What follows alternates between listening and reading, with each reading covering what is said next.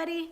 It's Miss Amy from the Grass Valley Library. Thank you so much for joining me for this week's installment of Random Acts of Science. As you know, the library's summer learning program is kicking off this week. Our theme is Reading Colors Your World, and we're using that as an opportunity to expand our world by exploring some other countries and other cultures. So this week, we're going to Mexico. Mexico, as you may or may not know, is surrounded on three sides by water. On the west side is the Pacific Ocean.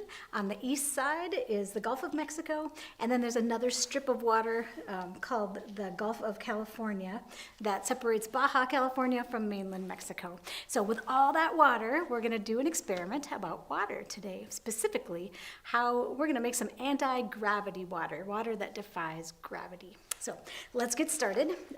There in your adventure bags, you're going to find a listing of the steps to do this experiment on your own at home, but I'm going to demonstrate it for you really quickly today.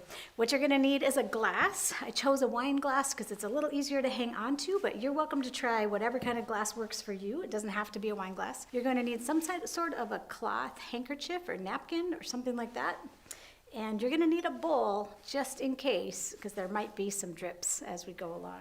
So, all right, so the first thing we're going to do is take the handkerchief, or the cloth napkin in this case, and you're going to put it over the glass and push it down into the glass all the way. You're also going to need a little bit of water for this experiment. We're going to fill the glass 3/4 of the way full with water. And you might have to add more water than you think, because as you know, fabric is permeable by water, so the water is going to take a minute to get down into the bottom of the glass. I can see that I need some more. Okay. So I'm about 3/4 of the way full. I can see that inside the glass. So the next step is to pull the fabric out of the glass pretty slowly until it's tight across the top of the glass. Okay, so there it is. And I'm going to pull it really tight. This is where the wine glass comes in handy. And it has a very flat and tight surface on it.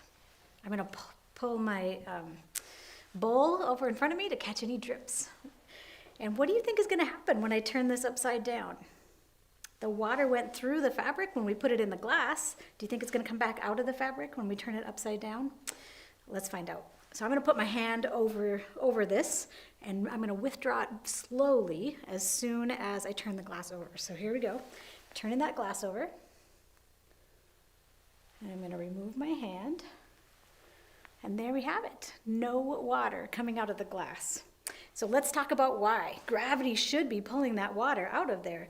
But in reality, what's happening is when I pulled the fabric so tight across the top of that glass, the water molecules that have surface tension, because they're so strongly bonded to each other, they fill in all the little gaps in the material so that no other water can drop through and get pulled into the bowl. So the surface tension on the water is stronger in this case than gravity, so we call this the anti-gravity experiment.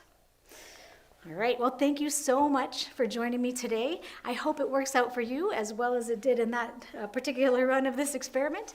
And we'll see you next week for the next episode of Random Acts of Science.